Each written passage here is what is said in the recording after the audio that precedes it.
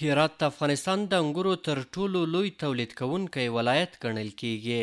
سږکال یې له سختې وچکالۍ سره سره بیا هم بڼوال د انګورو له حاصلاتو خوښ دي او وایي چې باغونو یې د پام وړ حاصلات ورکړي دي. د دې ولایت د کرنې او مالدارۍ رئیس له CMG سره په خپلو خبرو کې وویل چې سږکال یې د هرات ولایت د انګورو له باغونو څخه 150,000 ټنه حاصلات ترلاسه کړي دي. د په خبره چې د هرات پر 12,825 هکتاره ځمکه باندې د انګورو باغونه ایښودل شوي.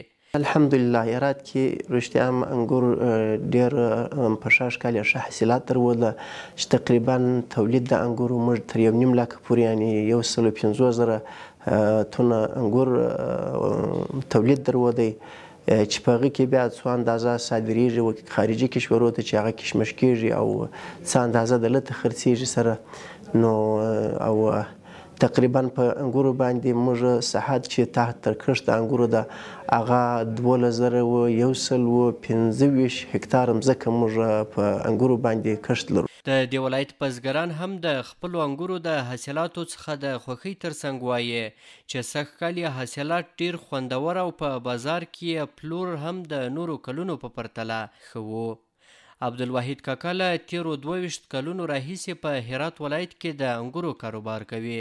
نوموړی وایي چې تیر کال یې انګور ډیر خو بازار یې پیکاوه او بزګرانو نشوی کولی چې د خپلو خواریو په اندازه باندې له دې باغونو څخه حاصلات ترلاسه کړي. وی کاروبار من 22 سال میشه که شروع شده. زما تقریبا 22 کاله کیږي چې د انګورو کاروبار کوم. زه په ټول هرات کې دویم نفر وم چې د انګورو دا کار مې پیل کړ. له خپل کار څخه راضي یم. په تیرو کلونو کې چې به موږ انګور تولید کول ډیر به په کمه بیه په بازار کې پلورل کېدل.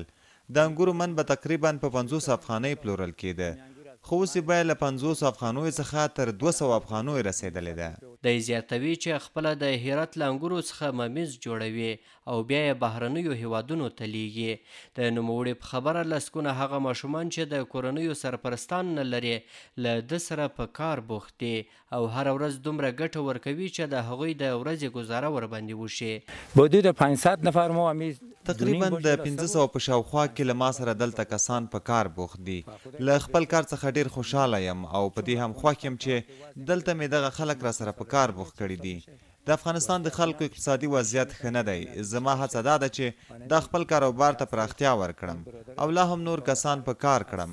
دلته له 500 افغانیو څخه نیولې تر 800 افغانیو دغه کسانو ته د ورځې ورکوم. دلته په کار بوخت کسان هم وایي خوښ دي چې په کور دننه ورته د کار زمینه برابره شوې. د دوی په خبره چې سږکال په دې ولایت کې د انګورو د زیاتو حاصلاتو له کبله دوی او ډیرو نورو کسانو ته کاري فرصت په لاس ورغلی دی. موږ چې روزانه دلته سهار راځو او دلته دا د انګورو کاروبار کوو او دا کشمش جوړو دلته والا. لومړی داسې ده چې موږ هغه حق دي او اشخار دي دا دواړه کمه دي ښه.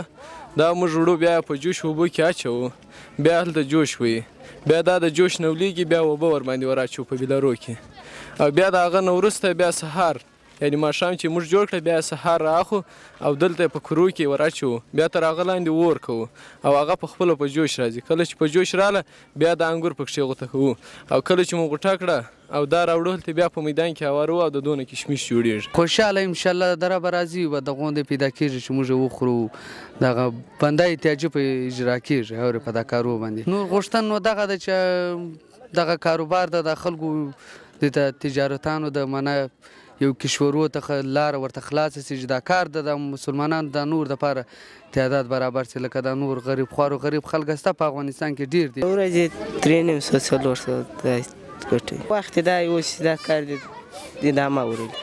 دغه تنکي ځوانان وایي چې حکومت دې په ټول هیواد کې د هغو ځوانانو لپاره د کار زمینه برابره کړي چې اوس مهال بیکاره او کورنۍ په بد اقتصادي وضعیت کې قرار لري. احسان الله کریمي CMG د هرات ولایت.